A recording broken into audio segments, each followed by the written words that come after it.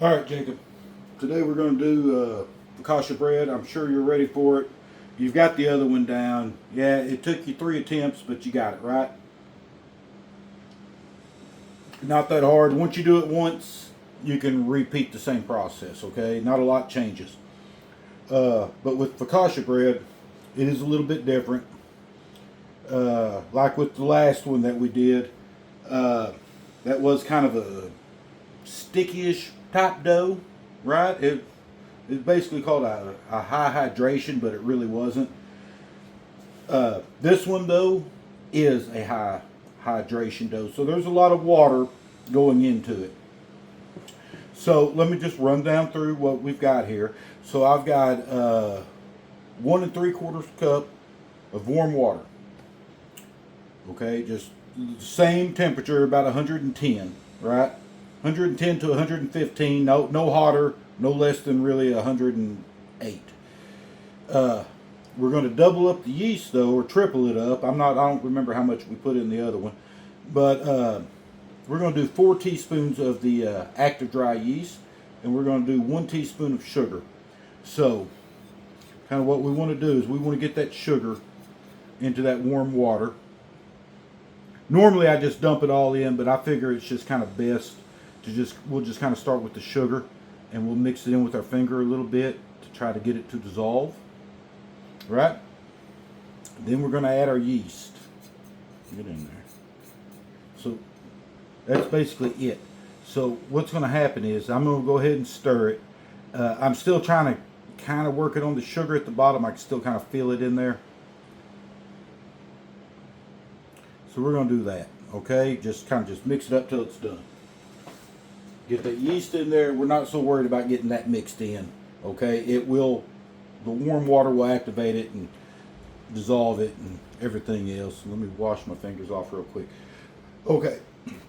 So we're going to let that sit for anywhere from 5, 7, 10 minutes, however long it takes really for that yeast to activate. Just think of it as a bear in hibernation. It's been sitting dormant in a warehouse, in a jar, in a package, whatever, for a year or longer, right? It's going to wake up, it's hungry, it's going to feed on the sugar to kind of help it come alive. In here, I've got 500 grams of bread flour. Don't worry about bread flour, okay? You're going to be taken care of on the bread flour. That basically translates into 3.5 cups flour, bread flour. And then over here, I've got about 2 tablespoons of oil. Now, most focaccia recipes will call for a olive oil, extra virgin olive oil, some kind of olive oil. That stuff is high damn dollar. I ain't even gonna lie about it. It's $10 for about 2.5 cups worth. I'm not going to pay that, and I don't expect anybody else in this world to pay for that. Yeah, all they're doing is squeezing crap out of an olive anyways, and then they're going to use the pulp to make tapenade or something. But that's a whole nother story. So you ain't got to worry about that. Just use canola. I'm using vegetable, I think. Yeah, I'm using vegetable oil. I mean, really, the olive oil, it's only there for flavor. It's just to flavor the bread up a little bit more. That's all it is. It's not a big deal. Oil is oil with the exception of the flavor profiles that come from it. So don't worry about that. Just know that you need 2 tablespoons of oil. I don't expect you to run out and buy olive oil either. Just get you some vegetable, canola, grape seed, whatever. Don't use any kind of flavored oils though. Stay away from the walnuts and the walnut flavored oil and the avocado oil and stuff like that.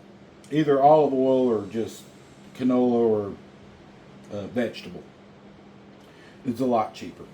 Okay. So we're going to wait on our yeast to bloom, which is around 5 to 7, 10 minutes, whatever. And so we're going to do that. We're going to wait on that. I'm going to drink on a beer, and I'm going to hit my vape. And then we'll come back whenever the yeast... Oh, did you see that? Look at that. Boy, that sucker just bloomed up out of nowhere. It just came straight to life. I didn't think it was going to do anything, honestly. I was going to cut the video off, but that stuff just came straight to life on me. which is wonderful. That's exactly what we wanted, but we still need to wait a few more minutes for it to finish blooming up. So, yeah, I'll be back. Well, I say I'll be back. Let me kind of tell you about what focaccia is, in a way. They call it an Italian bread, and I'm sure it was invented in Italy.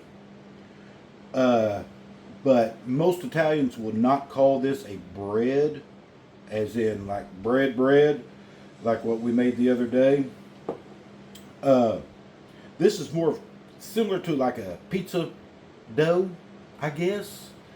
It would be the thing of it, more like kind of like a pan style pizza dough or a Detroit style pizza dough. It's definitely fluffier than a New York style pizza dough, that's for sure. And you're definitely not a thin crust. This stuff's going to rise up. It's going to be thick, you know. And that's what you want. But the purpose of this really is, I mean, you can put toppings on it. You can do what you like. Put anything on it you want. I mean, don't get me wrong. I wouldn't be sprinkling no damn candy canes and unicorn sprinkles across it. But you could put olives, rosemary, thyme, garlic, tomatoes, basil, onions. Just toppings, basically. So yeah, it just kind of just think of a flavored dough. It's kind of thick and chewy. And that's basically all it is, really. That's all it truly is. It's just a basic dough. Now this is, like I was saying earlier, this is kind of a higher hydration type dough. So it's going to be a little bit more sticky, a little wetter than the last one that we did, which is good. That's what you want with this anyways. And I think that yeast is ready. So what I'm going to do is I'm just going to go ahead. We're not going to cut anything here. I'm just going to take all this water, this almost 1 3/4 cups. It's almost 1 3/4 cups. It's so close to it, you can almost call it that. It wouldn't hurt to go a little to the 3/4 mark. But I'm just going to pour it in there, and then I'm going to mix it around. And as you can see, I mean, that is a wet, loose dough. All right. The key here is like with any bread dough, you just want to just kind of mix it. You'll see that there's still a little bit of dry flour on the bottom. That's fine. Just mix it. Just mix it. You know, and with this one here, with this recipe, or with any focaccia recipe, man, you can go to the internet and you can find 500 different recipes for this. But at the end of the day, it all comes down to the same. You can have this dough done in 4 hours, baked and on the table within 4 hours. You could mix this and have it done in 3 days from now. You know, it just depends on the route you want to take. But the end result, really, out of all of that is you're just going to develop flavor and spend a lot of time on it, really. So you can look up anything you want on the old YouTube channel, like this one, or you can Google it, and it'll be the same. You're going to find all of it. But you see what I've got here? You see? Look at this. I mean, that is a sticky, wet dough. I don't even want to put my hand in it. It's so sticky and wet. So just mix it till it's all fully hydrated like it is, right? It sticks to the bowl. It falls apart. We have not developed any gluten in it whatsoever yet. Now I'm going to take my 2 tablespoons of oil. I'm going to dump it in. I'm just going to dump it in. Don't worry about it. Don't think that you're screwing up, because you're not. This dough, this type of dough, likes oil. It really does. And that's just a little bit of it. We're going to be adding more later on. Right? And now it just slips and slides around in the bowl. Look at that. Just do that. But you really want to get it mixed in. You want that oil mixed in. Right? And like, see, I can take my finger now and I can kind of scrape it off the side of the spoon. Get it in there. Get in there. I say I can. But yeah, so at this point in time, see, I mean, I've still got a puddle of oil in there. That's fine, though. I'm just going to use my hand because there's so much oil, it's not going to really stick to my hand anymore at this point. But I'm going to squeeze it, mash it. I'm going to mistreat it, basically, right? It's kind of what, you know, you don't have to mistreat it. But you got to get that oil mixed in. Beat on it, push it down, knuckle it, punch it. Do what you got to do. Show this sucker his boss. Alright. I'm left-handed, so I have to switch hands. But really and truly, this is what you want to do. I mean, see, there's no oil. It's slick with oil in the bowl, but there's really no more puddles of oil left in it. And I'm just going to just keep mixing it.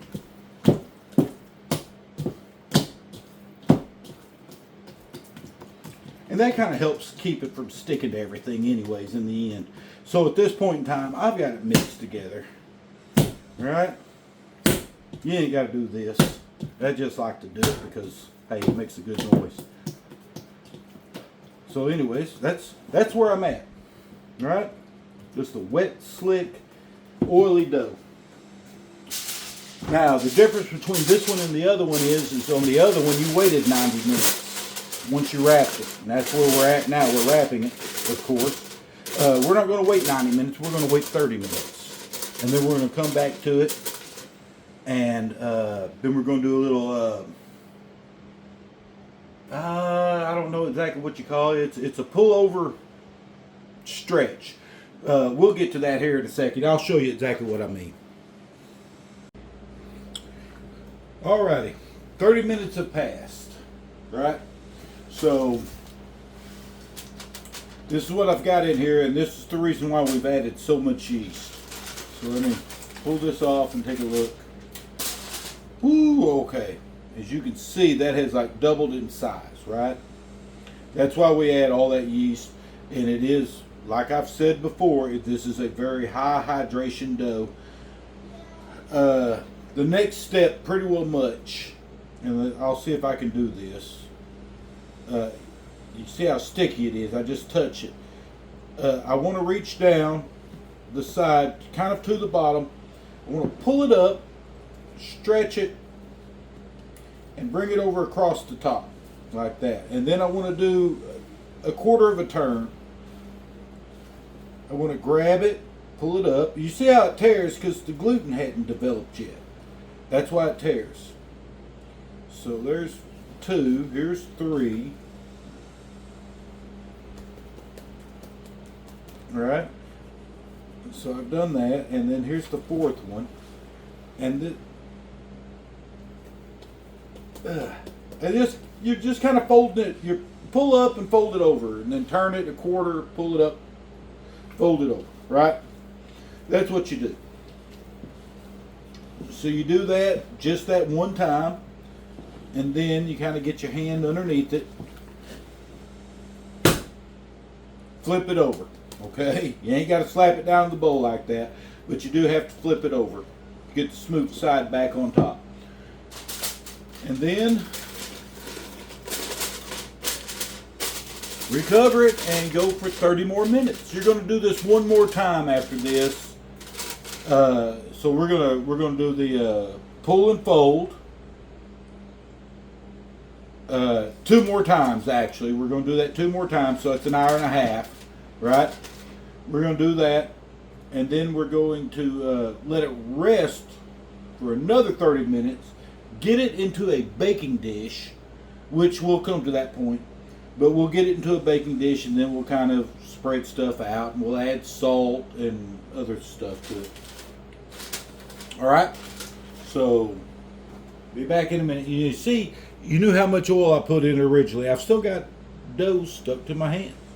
So, yeah, we'll be back in 30. Alright, Jacob. It's been 30 minutes since we Did the little old stretch and fold. Let's see what we've got here. I don't know how the camera looks. I can't tell. Anyhow, we're going to do that. Ooh, yeah, look at that. That sucker has already puffed up again. It's wonderful. At this point in time, I'm just going to take my salt. I've got 2 teaspoons of salt, kosher salt that is. Right? And I'm just going to just sprinkle it in there at this point in time. Now, I'm going to do like I did earlier. I'm going to reach down to the bottom and I'm going to pull it up. And it's twice as sticky. Right? And then I'm going to give it a quarter of a turn and pick it up. See how it didn't tear so much this time? That gluten's kind of starting to develop. And of course, I say that and then it tears. But that's basically what you want to do is that. And you can do that a couple of times. You can just pick it up and fold it over and do this because we did add the salt. And you see how I kind of give it a little jiggle, a little shake whenever I pick it up, and then as soon as I feel it's kind of starting to tear, I fold it on over. But you see that gluten starting to do its thing. It's starting to hold together better.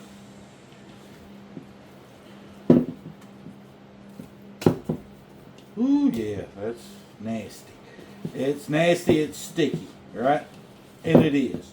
But this is bread. I mean, this is actually how bread is done. You know, I'm not talking about your Mrs. Baird's or your Ideal or your Walmart white sandwich bread. This is true bread that's non-industrialized. And I'm just going to continue to kind of fold it over and grab it, fold it, grab it, fold it. Off my fingers. You see, but that's what I'm just kind of doing. And at this point in time, honestly, Jacob, or anyone who's actually watching this is really for Jacob, but anybody can do this. Yeah, just pick it up, fold it over. All right. And then once you get that kind of done, just bring it back into a ball, pick it up, flip it over. Right? Cover it. 30 more minutes. That's what it comes down to. Look at that. Look at all that bread dough. See? A little stretchy. It not enough gluten in it yet, though. There's not. There's not. It's not near enough. We want a lot of gluten. I mean, yeah, it's stretchy, but it tears. Right? That ain't what we're looking for. We want something that's whenever I do this, it just really, really stretches out. So that's the point we're at. We're going for 30 more minutes. And then we're going to come back and do the same thing again and wait 30 more minutes afterwards. All right, Jacob. It's been 30 more minutes. See what we got. Well, it hasn't quite doubled up. I think that's just because I mixed the crap out of it whenever I added the salt. So let's, oh yeah, it's sticky, that's for sure. But look at that gluten. There's one, two, three. Oh, it's sticky.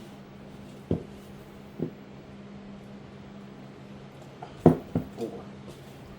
And then I'm going to kind of work away around the bowl a little bit and flip it over. Alright, so 30 more minutes. Right? So we'll do that if I can. The dough does feel a little cool, but it is cool inside the house, so it might take a little longer than it should.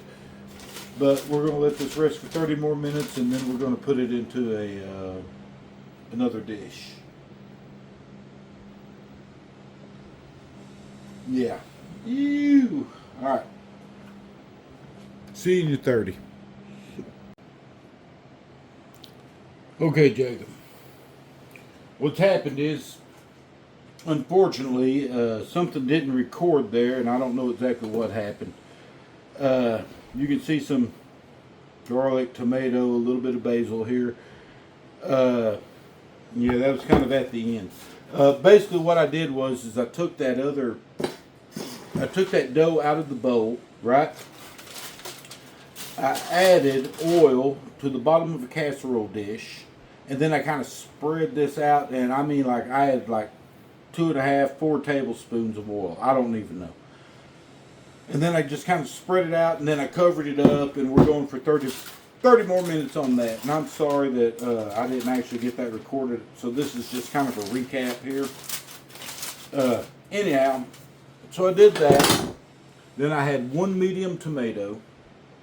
I sliced it, cut. I did it in 6 slices, and then I cut those slices in half, right?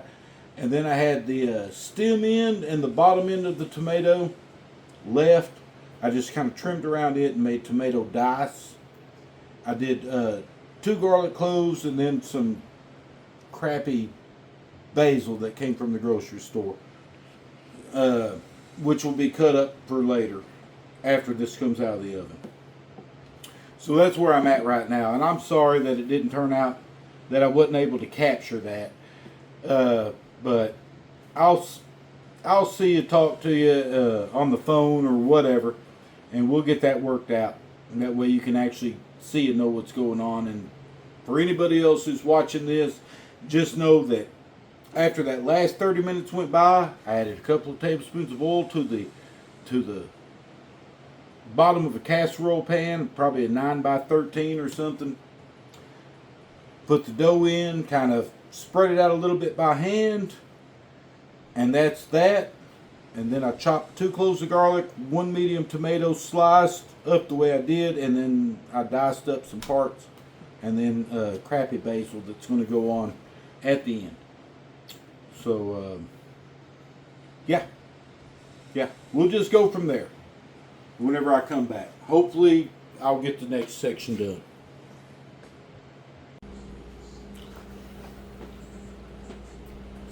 Alright, so this is what's going on here. We're going to open this up, take a look at it.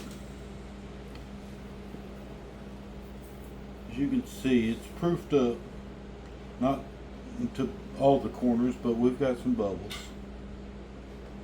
Show us that it's been proofing up. Now this is Focaccia, so kind of what we want to do at this point in time, and you don't have to do this, but what we really want to do is we want to take about 3 fingers and just kind of just poke down in it, right?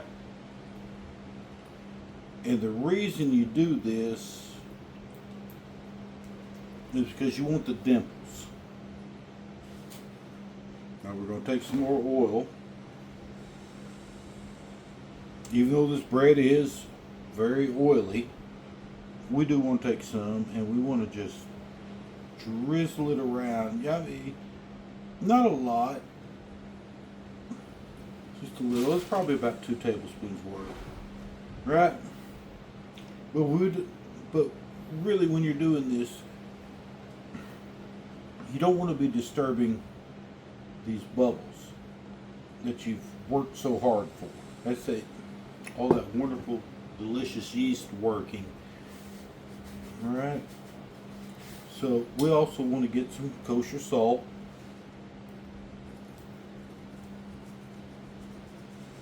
And we want to sprinkle it across, right? And also with our tomato. Let's see, let me pull this over here. And with our tomato, we want to kind of spread the pieces out. There, basil. And we just want to season those with a little bit of salt. And you really do.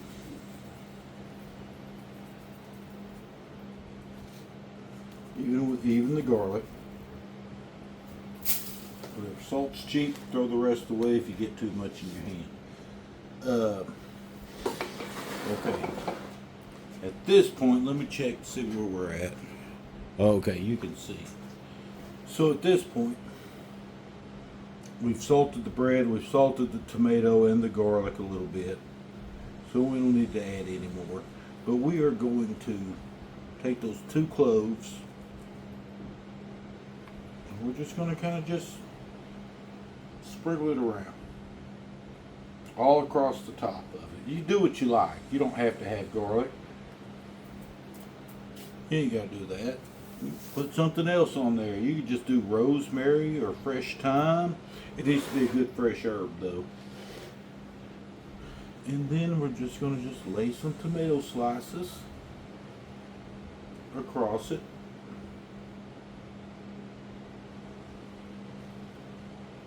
Alright, they don't got to be perfect. It doesn't matter where they're really going.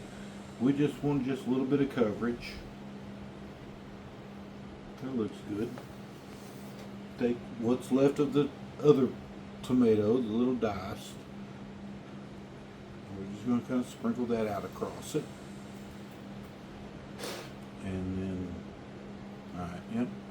That's it. That's what we're going to do. The basil's going to come here whenever it's done. Right? We don't really want to smash it in. Maybe kind of give a little tippity tap. Make sure everything's kind of set in place at this point in time. Right? And then we're just going to throw it in a, let's see, what I preheated my oven to 450 degrees. Okay? So, I'm just going to take this, I'm going to throw it in the oven for 20 minutes.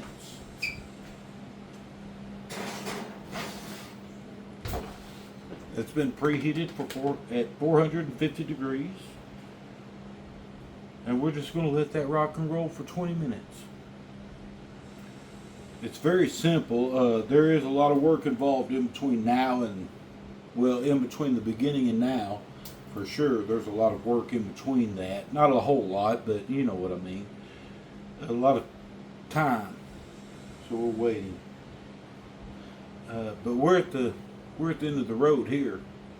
We're going to pull this out. We're going to take this crappy basil that I have. And really and truly with the basil, and even though this is kind of wet, you can kind of see it. It's wet and dingy looking. It's terrible. But that's what I ended up with at the grocery store. Unfortunately, it was awful. But we'll just stack this basil up, basically. What you do, if they're leaves that aren't wet, you can lay them all out and then roll them all up. Take your knife, and we'll do what's called a chiffonade, which is just thin strips. Is what that comes down to.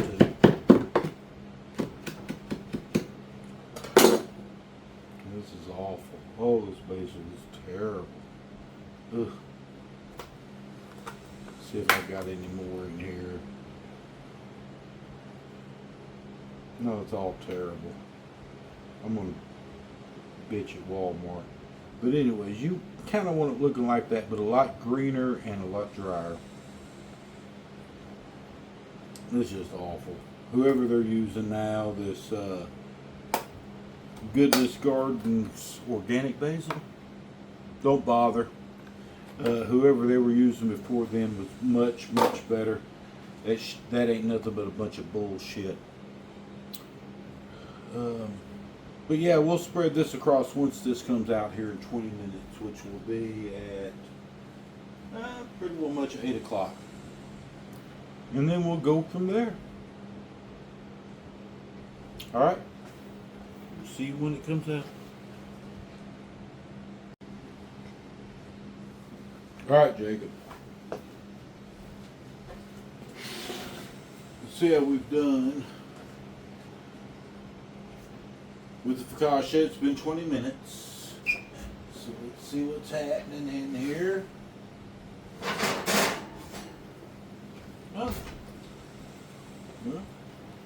Look at that.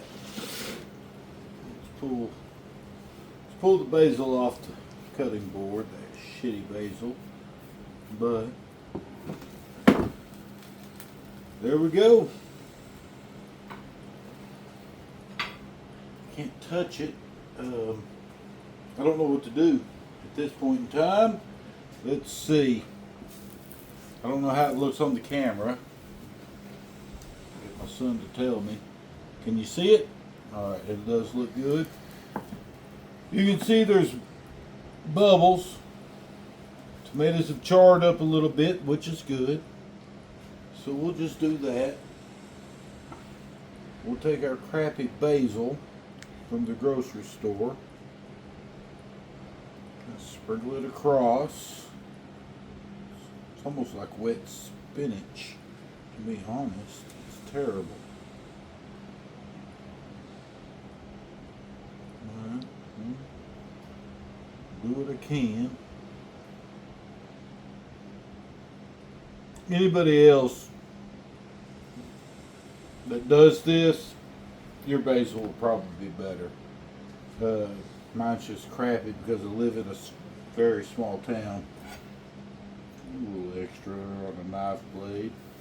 Nope. Well, if you heard that sizzle, that just means the oil is hot.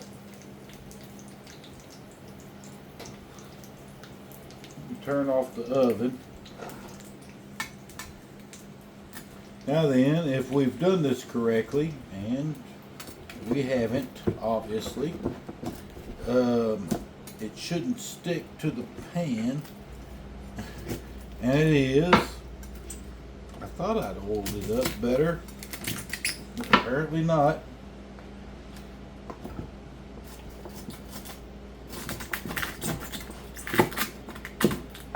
But it is crispy around the edge.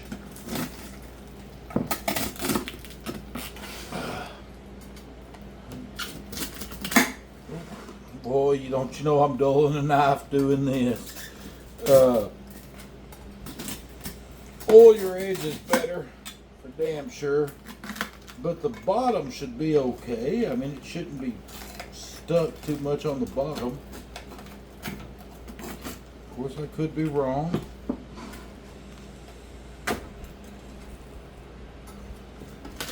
See what's going on.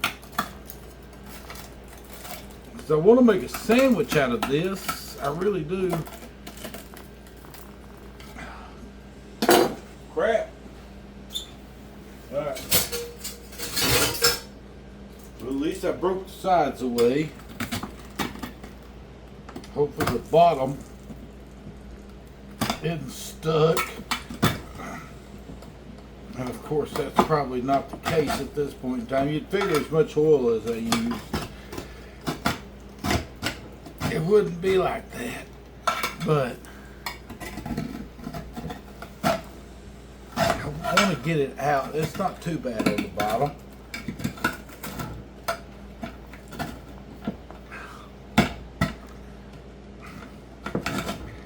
Yeah. And rough and tough.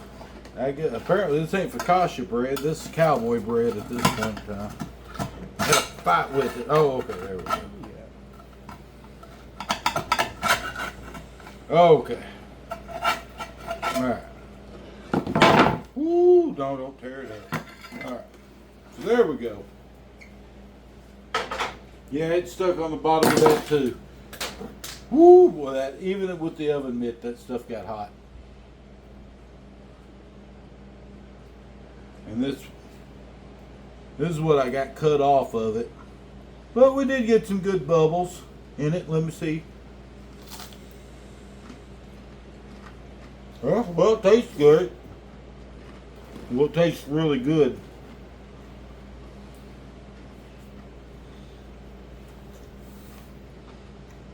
And as you can see, the bubbles kind of blew up, popped a little. It's probably for me mishandling stuff. But there's a good one. There's one. There's a nice one. There's some. It's hard to tell. There's one down at this end, that end.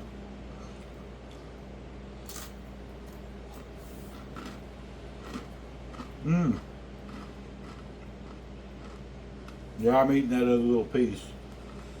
Anyhow,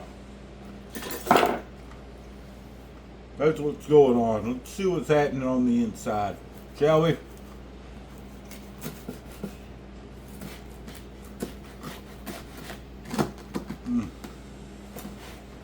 Alright, got it cut in half. Let's see how we did. Thick, like I said. Hot, obviously. Very hot. Lots of bubbles. Good structure. We're good. We're good with this. It's going to be delicious. I know it is because I've already tasted some of it. So at this point in time, it's pretty much just kind of just cutting it into quarters. They don't have to be that big, but look at that. I don't know if you can see it, but there you go. It's soft and fluffy on the inside, nice, crisp on the outside. Oh yeah.